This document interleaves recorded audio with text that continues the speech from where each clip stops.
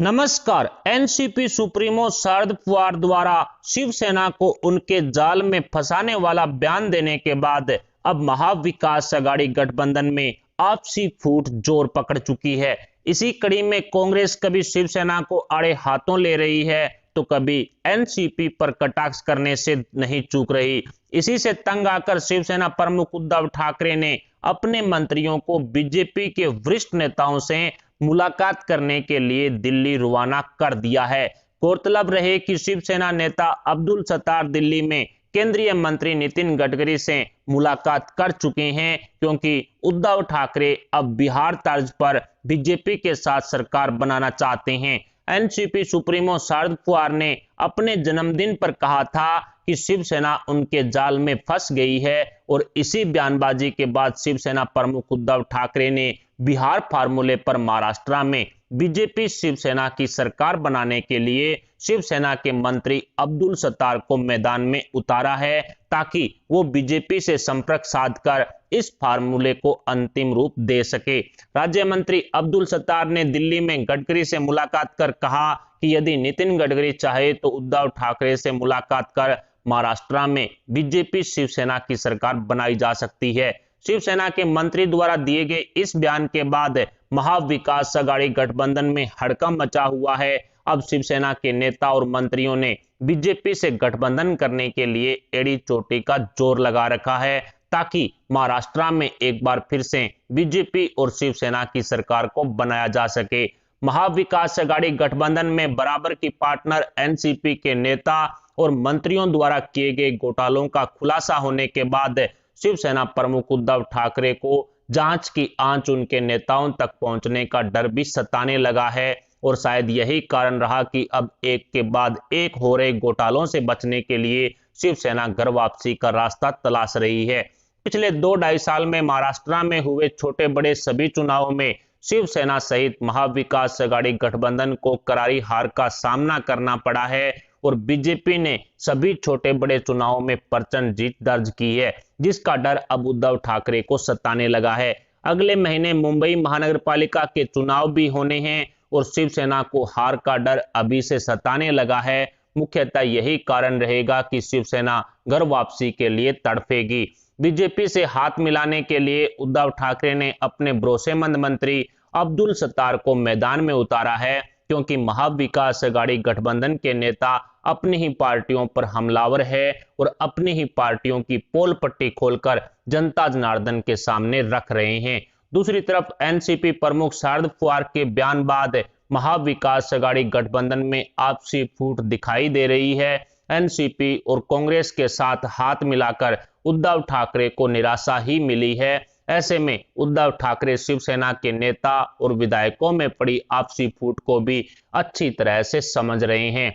इन तब के सिद्धांतों से कॉम्प्रोमाइज करना शिवसेना के लिए घातक साबित हो सकता है, और इसी डर के चलते अब उद्धव ठाकरे घर वापसी की तैयारी में जुट गए हैं।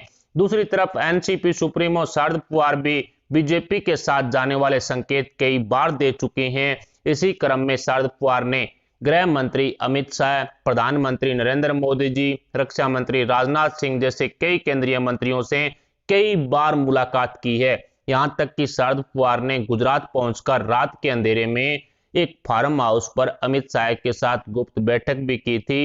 इन बैठकों में पॉजिटिव परिणाम नहीं निकलने की वजह से शरद पवार महाविकास अघाड़ी गठबंधन में टिके हुए थे, लेकिन पिछले दिनों ही पवार ने पीएम मोदी जी की तारीफ कर एक बार फिर से बीजेपी के साथ जाने वाले संकेत दे दिए हैं। शायद एनसीपी और शिवसेना में बीजेपी के साथ जाने की होड़ लगी हुई है कि पहले कौन जाएगा। शरद पवार को सहकारिता विभाग के साथ साथ अन्य कई विभागों में एनसीपी नेताओं द्वारा किए गए घोटालों का डर भी सताने लगा है। सहकारिता विभाग अमित शाह के अंडर में आने के बाद एनसीपी नेताओं द्वारा किए गए घोटालों की जांच की आंच पवार परिवार तक पहुंच चुकी है, और इस जांच में होने वाली बड़ी कार्रवाई से बचने का प्रयास शरद पवार लगातार कर रहे हैं। इसी क्रम में अजीत पवार की 1400 करोड़ रुपए की संपत्ति ईडी जब्त कर चुकी है, जिससे एनसीपी पार्टी की काफी फजीयत भी हुई है, जो भविष्य में एनसीपी की राजनीति के लिए भी बड़ा झटका माना जा रहा है।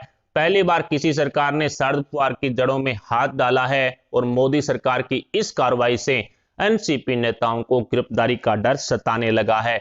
कुल मिलाकर के कहा जा सकता है कि महाविकास अघाड़ी गठबंधन में अब आपसी फूट पड़ चुकी है। एनसीपी सुप्रीमो शरद पवार ने प्रधानमंत्री नरेंद्र मोदी जी की तारीफ कर यह साबित कर दिया कि महाविकास अघाड़ी गठबंधन की तीनों पार्टियों में कुछ भी ठीक नहीं चल रहा और आने वाले समय में एक बड़ा भूचाल महाराष्ट्र की राजनीति में आ सकता है। शरद पवार ने जैसे ही शिवसेना को अपने जाल में फंसाने की बात कही तो शिवसेना में भी हड़कंप मच गया। शिवसेना के नेताओं में एक बार फिर से घर वापसी की सुगबुगाहट तेज हो गई और इसी क्रम को आगे बढ़ाते हुए उद्धव ठाकरे ने अपने मंत्रियों को अब बीजेपी के वरिष्ठ नेताओं से मुलाकात करने के लिए दिल्ली भेज दिया है। अब शिवसेना के अब्दुल सत्तार सहित कई बड़े मंत्री फिलहाल दिल्ली में डेरा डाले हुए हैं। नितिन गडकरी से मुलाकात करने के बाद जो शिवसेना मंत्रियों की तरफ से बयानबाजी हो रही है उससे ऐसा लग रहा है कि शिवसेना अब घर वापसी के लिए तड़प रही है, क्योंकि एनसीपी और कांग्रेस के साथ हाथ मिलाने के बाद शिवसेना और उद्धव ठाकरे को निराशा ही हाथ लगी है। ऐसे में अब शिवसेना प्रमुख उद्धव ठाकरे बीजेपी के साथ घर वापसी करके एक बार फिर से बिहार फार्मूले पर महाराष्ट्र में सरकार बनाना चाहते हैं। जिस तरह से जेडीयू बिहार में अपना सीएम उतारती है उसी तरह से उद्धव ठाकरे चाहते हैं कि भारतीय जनता पार्टी शिवसेना को समर्थन करे और शिवसेना का ही जो सीएम है वो महाराष्ट्र में बने। कुल मिलाकर के उद्धव ठाकरे ने पुत्र मोह के चलते यानी आदित्य ठाकरे को सीएम बनाने के चक्कर में एनसीपी और कांग्रेस के सामने घुटने टेक दिए थे, जिसके बाद से ही शिवसेना को हिंदुत्व के सिद्धांतों से किनारा करने की जो एक तरह से ताना दिया जा रहा था, इस तरह से बात कही जा रही थी कि शिवसेना ने अब हिंदुत्व के सिद्धांतों को छोड़ करके मुस्लिमकरण की कांग्रेस नीति को अपना लिया है और यही कारण रहा कि सोनिया माता और शरद पवार के सामने उद्धव ठाकरे ने घुटने टेक दिए। लेकिन अब जिस तरह से उद्धव ठाकरे घर वापसी करना चाहते हैं उसको लेकर के कई कारण बताए जा रहे हैं और सबसे मुख्य कारण है बीएमसी चुनाव। मुंबई महानगर पालिका को चुनाव अगले महीने होने वाला है और सिर्फ 2 सीटें बीजेपी पीछे है बीएमसी में।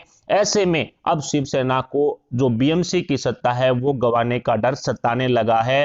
राज ठाकरे की पार्टी एमएनएस के साथ बीजेपी का गठबंधन होने की चर्चाएं भी तेज है और यदि इसको फाइनल रूप दिया जाता है, राज ठाकरे और बीजेपी एक साथ आते हैं तो फिर मुश्किलें हैं वो शिवसेना की बढ़ने वाली है और उससे पहले पहले उद्धव ठाकरे अब घर वापसी करना चाहते हैं। कुल मिलाकर ये महाविकास अघाड़ी गठबंधन सरकार में शिवसेना प्रमुख उद्धव ठाकरे के मंत्री अब्दुल सत्तार के बयान ने हड़कंप मचा करके रख दिया है। क्या भारतीय जनता पार्टी शिवसेना की घर वापसी को मंजूरी देगी?